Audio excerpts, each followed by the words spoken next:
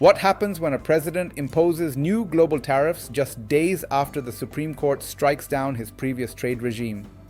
The United States runs a $1.2 trillion annual goods trade deficit, and now a fresh 10% tariff has been activated on nearly all imports not explicitly exempted. At stake is not just American trade policy, but the stability of global supply chains, financial markets, and diplomatic alignments.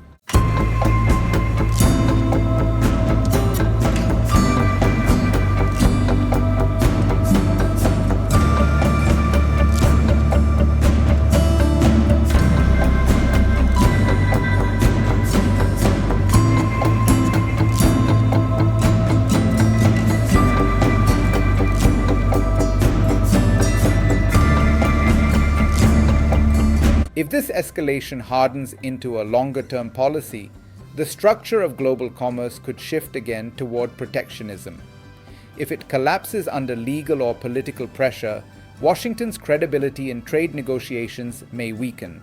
Either outcome affects inflation, manufacturing strategy, and alliances from Europe to East Asia.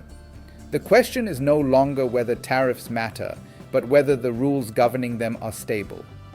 The new measure took effect at midnight Tuesday, according to U.S. Customs and Border Protection, halting collection of the earlier tariff schedule that the Supreme Court invalidated. That previous regime included duties ranging from 10% to as high as 50% on selected countries. In a 6-3 ruling, the conservative majority court determined that the administration exceeded its authority under a 1977 statute when imposing sweeping country-specific tariffs. The decision represented a rare institutional check on executive trade power. Within hours of the ruling, the White House announced a temporary global tariff of 10% under Section 122 of the Trade Act of 1974, a provision allowing short-term duties to address balance of payments concerns. Days later, the president signaled that the rate could rise to 15%, though no timeline was specified. Administration officials indicated there had been no reversal in intent, only an adjustment in sequencing. The lack of clarity added to volatility in currency and equity markets already sensitive to trade signals. The justification presented centers on macroeconomic imbalances. The United States recorded a goods trade deficit of roughly $1.2 trillion, alongside a current account deficit equal to about 4% of gross domestic product. Officials argue that persistent deficits threaten industrial capacity and long-term economic security. Critics counter that tariffs function as taxes on importers and consumers, raising input costs and potentially fueling inflation. The policy's 150-day limit, unless extended by Congress, suggests it is intended as a bridge toward a more permanent framework. International reaction has been measured but cautious. China's Commerce Ministry urged Washington to abandon what it characterizes as unilateral tariffs while leaving the door open to further negotiations. Beijing also signaled it would determine countermeasures at an appropriate moment, maintaining strategic ambiguity. Japan requested assurances that its treatment under the new system would remain as favorable as under its existing agreement, particularly ahead of its Prime Minister's upcoming visit to Washington. Japanese trade officials confirmed that both sides intend to implement last year's bilateral deal in good faith. The European Union faces a more complex calculation. Brussels previously agreed to a framework involving a 15% base tariff rate. The sudden imposition of a temporary 10% levy creates a transitional discrepancy. European trade officials reported receiving reassurances that Washington remains committed to the broader agreement, yet companies across the bloc must now navigate uncertainty over refunds and compliance. It remains unclear whether firms that paid duties under the invalidated regime will be reimbursed, creating potential legal disputes.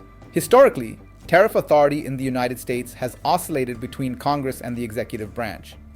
Post-war trade liberalization shifted power toward negotiated agreements, but statutes such as the 1974 and 1977 Trade Acts preserved emergency tools. Over the past decade, those tools have been used more aggressively, reflecting bipartisan skepticism toward globalization. The current episode highlights the tension between rapid executive action and judicial oversight in economic statecraft. What if the administration follows through with a 15% global tariff and Congress extends it beyond 150 days?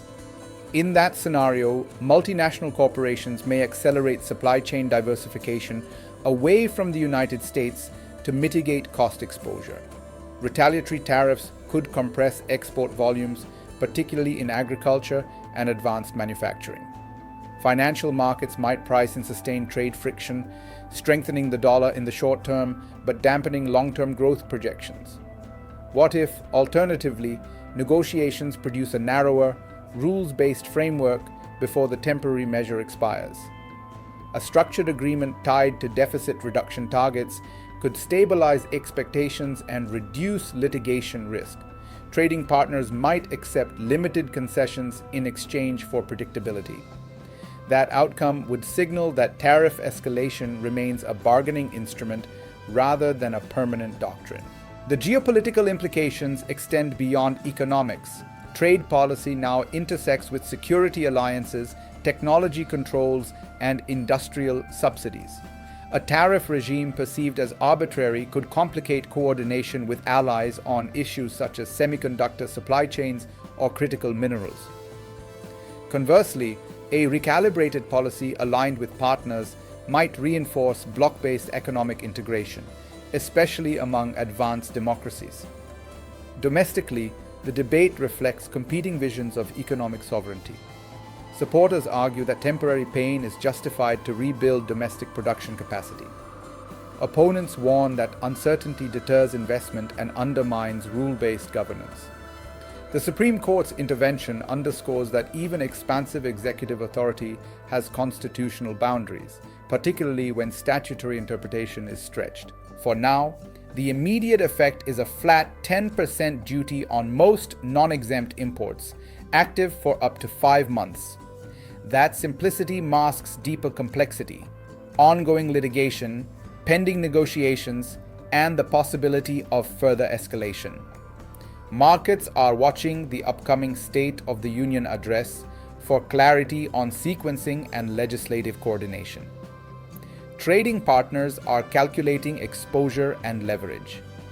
The coming months will test the balance between assertive economic nationalism and systemic interdependence.